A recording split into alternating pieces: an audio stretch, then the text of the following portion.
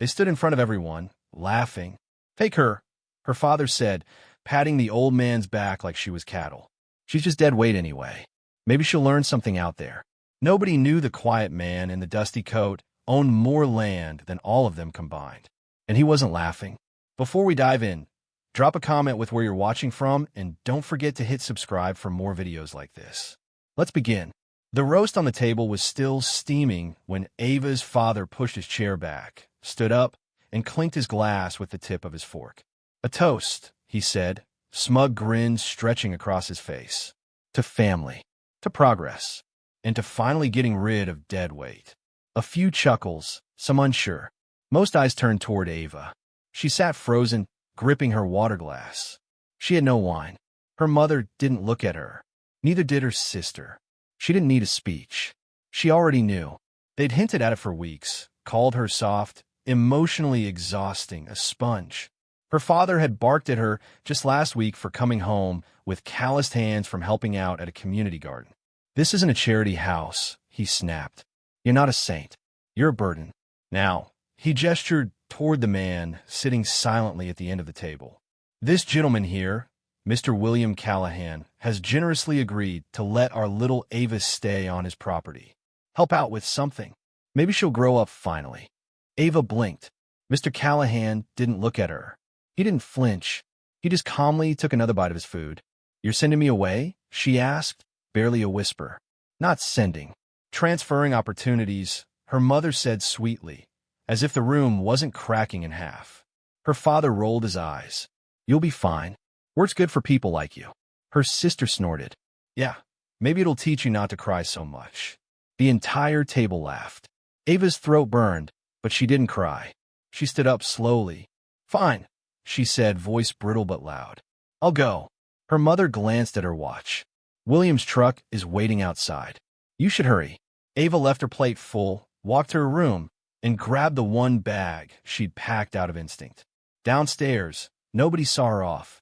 Only William. He was waiting beside the truck, arms crossed.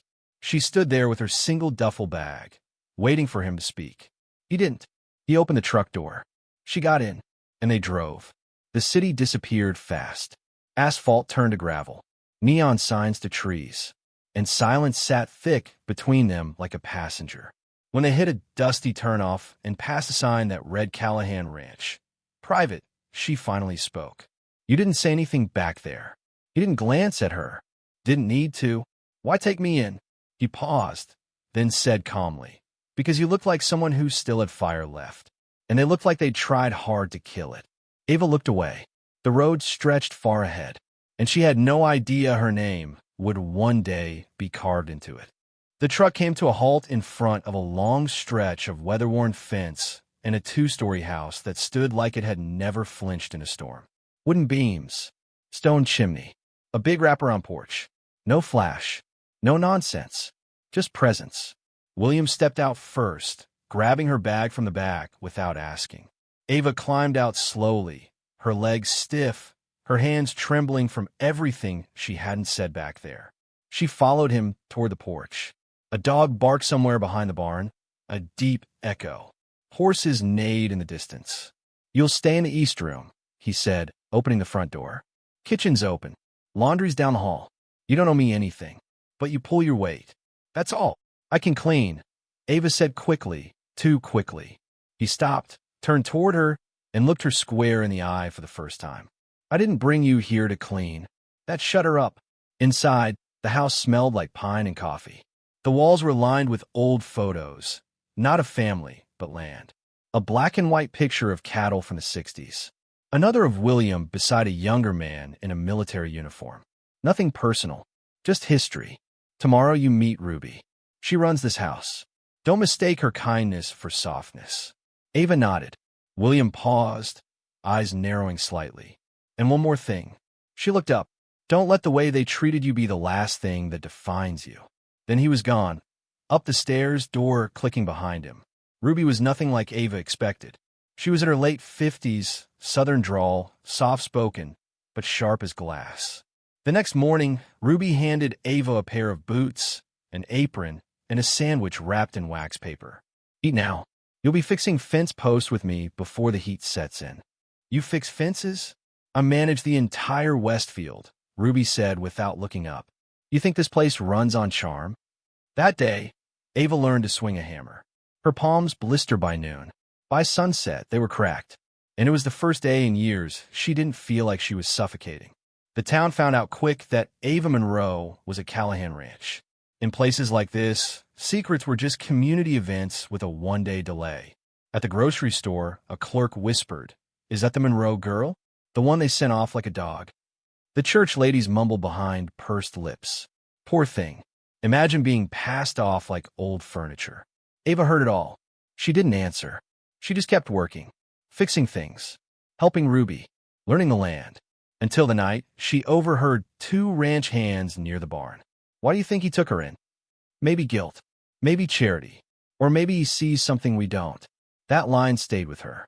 One morning, she stood in the fields before sunrise, dew soaking her socks, watching fog rise like ghosts from the earth. William came up behind her, coffee mug in hand. "You're awake early. Couldn't sleep." He nodded. "That'll change. The land wears you down, but it never breaks you." Ava looked at him. "Why me? You never said." He took a long sip, then said, "Because when a fire's dying, it doesn't need more wind. It needs shelter." She didn't know how to respond. But that night, she dreamt of planting roots. Not escaping, not surviving, living. 2 months passed. The girl who arrived in silence was no longer the same. Ava rose with the sun now. She could hook a fence faster than most ranch hands. She'd stop flinching every time someone raised their voice, and she didn't fold when Ruby barked orders. Her hands were rough, her back stronger, but her eyes, they were warmer. One evening, as thunder rolled beyond the ridge and the sky threatened rain, Ava noticed a truck parked near the stables. It was sleek, expensive, out of place. She didn't recognize the man who stepped out, but she recognized the suit. Monroe fabric. Sharp, expensive, empty. It was her cousin. "Came to check if the rumors were true," he said, smirking. "You actually working? Like real work?" Ava didn't answer. He glanced at her boots, her calloused hands. "Wow, you really did become one of them." "One of what?" "The forgotten," he said with a shrug. "Anyway, Uncle said if you've come to your senses, you can come home. No hard feelings. You can stay in the guest house." Ava stared at him. "You still think I care what he says?" Her cousin rolled his eyes. "You were nothing, Ava, and now you're dirty nothing." William appeared from behind the barn. He didn't yell, didn't threaten, just walked up to the man and said one word. "Leave." Her cousin hesitated. "I said leave." The weight in William's voice made the wind still. Even the sky waited. The cousin turned, scoffed, and drove off without another word. Ava's hands trembled. Not from fear, no. It was rage. William placed a calm hand on her shoulder. "You don't owe any of them your silence anymore." That night, the storm hit hard. Thunder cracked like gunfire. Wind screamed through the trees. The horses were restless. Ruby was pacing in the kitchen. Then came the fire. The old tool shed behind the east fence, engulfed in orange before anyone noticed. Ava was the first one out. She ran into the storm barefoot, shouting for the ranch hands. William followed with a fire extinguisher, and within minutes, they got it under control. But something wasn't right. There were no lightning strikes nearby, no fallen power lines. Someone lit it. The sheriff confirmed it the next morning. "Accelerant under the floorboards," he said. Deliberate. No one said it out loud, but Ava knew. The Monroes had always been subtle about their cruelty, but they hated being humiliated. Ava stood by the blackened wreckage, arms folded across her chest. "They want to scare me," she said quietly. William shook his head. "No, they want to remind you they still think they own you." He looked her dead in the eye. "You gonna let him?" Ava didn't answer. She didn't need to, because the next morning, she woke up early, went into town, and marched straight into the courthouse. 2 days later, William found her on the porch holding a stack of documents. "What's all that?"